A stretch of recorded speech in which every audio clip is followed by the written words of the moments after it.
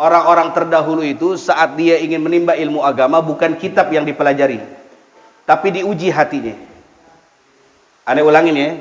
Orang-orang terdahulu kalau mau belajar kepada seorang guru, ingin menjadi murid kepada seorang guru, bukan kitab yang diajarkan lebih dahulu, tapi diuji keadaan hati dan kekuatan hati.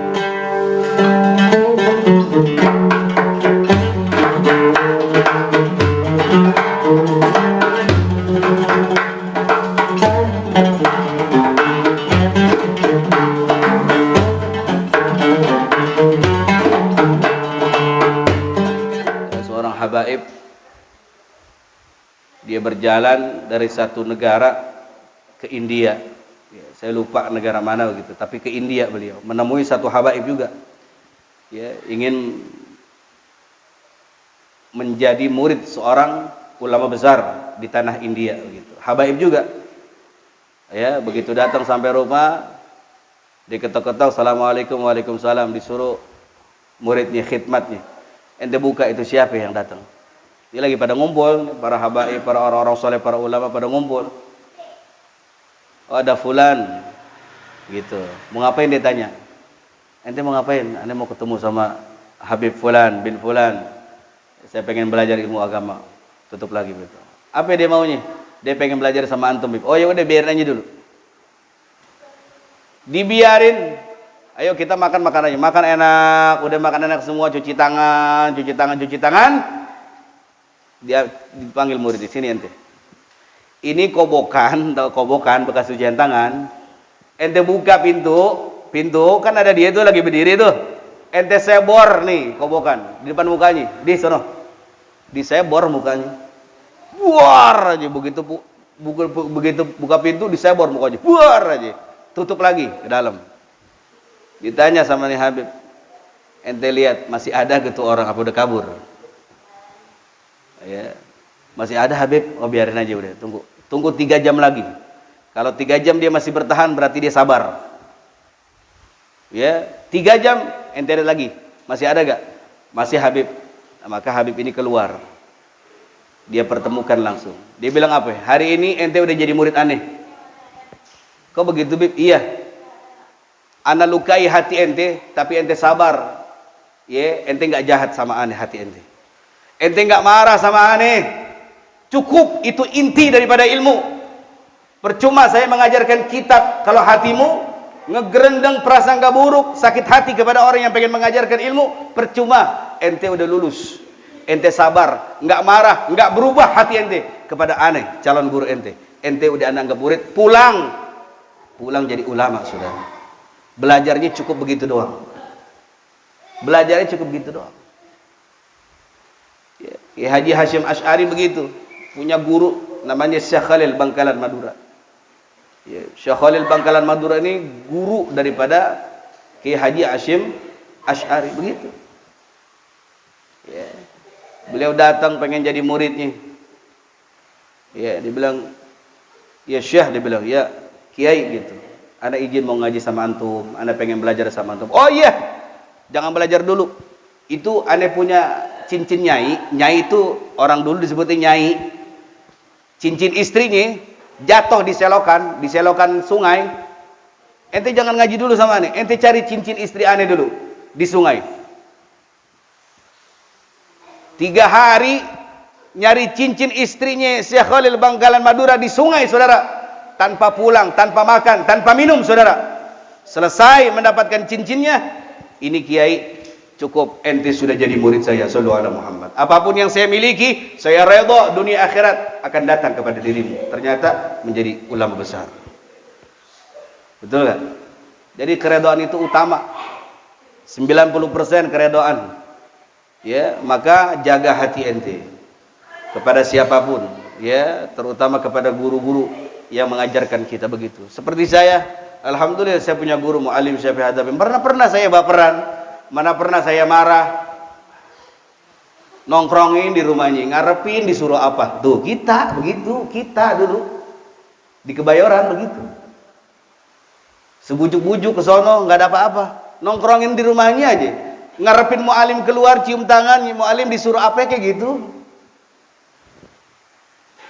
Nggak bisa jauh dari guru. Ya, paling seneng mandangin wajahnya, paling seneng bikinin kopinya, paling seneng perhatiin makanannya. Kalau lagi makan diperhatiin, boro-boro saya makan, semua dikasih makanan, saya nggak sempat makan. Cukup saya memandang guru saya makan sudah kenyang buat saya, saudara. Guru saya makan, Mu'allim Syafi'i Hadzawi, itu saya ngeliatnya aja udah kenyang. Kenapa? Kecintaan, saya cinta sama beliau, saya jatuh cinta sama Mu'allim Syafi'i Hadzawi. Ya. Saya punya kakek juga sama. Jadi pertama saya belajar itu sama kakek saya, Mu'allim Abdul Fakir bin Maki. Lalu guru kedua saya baru saya ketemu sama Mu'allim Syafi'i Hadzawi dari SMP. Ya, begitu. Kalau belajar ya begitu. Kalau dulu begitu belajar tuh. Bener-bener jalan dulu. Boro-boro kita punya sepeda dulu.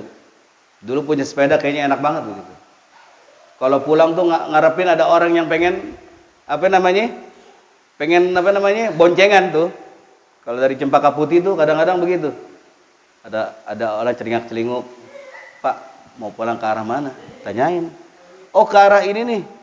Pas sekalian yuk Pak mampir. Sekalian nebeng. Oh iya boleh. Motornya motor legenda, motor Astrea. Seneng banget tuh ada boncengan begitu. Anak sekarang suruh ngaji sono sini. Berat kakinya. Lebih berat ke handphone, ke gadget daripada menimba ilmu agama. Nah, sekarang ada malam Sabtu. Udah, ana minta antum seminggu sekali kosongkan waktu antum. Enggak malam Jumat, terserah enggak apa-apalah. Ya syukur-syukur bisa malam Jumat, malam Sabtu. Terutama malam Sabtu. Luangkan waktu antum. Di sini kita belajar sama-sama. Ilmu yang saya pelajari ini bersanad kepada Allahu yarhamu Alim Syafi'i Hadzawi sampai ke baginda Rasulullah sallallahu alaihi wasallam. Ya, jadi antum enggak usah takut. Ngaji di sini enggak sesat karena ngaji di sini ada sanadnya. Al-isnadu minad din laulal isnad lakala man syaa ma syaa. Ya. Syekh Abdullah Ibn Mubarak mengatakan begitu. Al-isnadu minad din, sanad keguruan itu bagian daripada agama. Kalau ente punya guru, lihat sanadnya sampai gak kepada Nabi Muhammad SAW. Kalau nggak nyampe jangan belajar sama dia. Kalau nasihat baik boleh diterima, nasihat baik boleh. Tapi kalau antum menjadi muridnya jangan dulu. Kenapa? Nggak bersanad. Kalau nggak bersanad nanti repot, bisa ngarang-ngarang, bisa bikin fatwa sendiri. Ngapain kita bikin fatwa? Ini kitab udah banyak. Ini hadis Rasul sudah banyak. Jangan fatwa sendiri. Ente bukan mujtahid yang bisa berijtihad. Emang antum hafal Quran? Nih orang yang bisa berfatwa.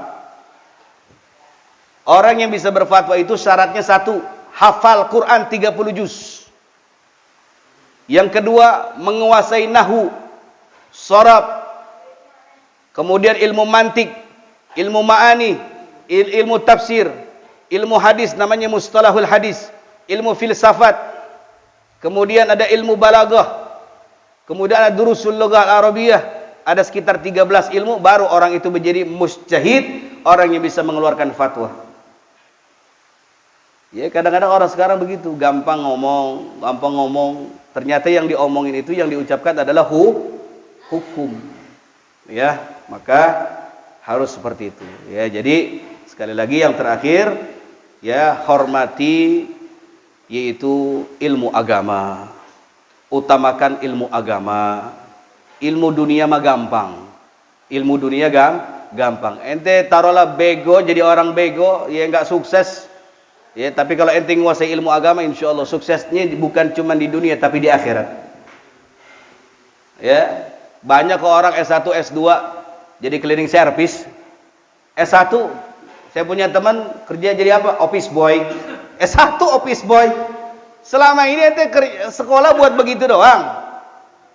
Maka ngaji. Ya, cukuplah SD, SMP, SMA. Kalau mau kuliah silahkan kuliah, nggak apa-apa, bagus. Tapi jangan meninggalkan pengajian, nggak boleh, ya. Gitu. Kemudian muliakan siapa lagi?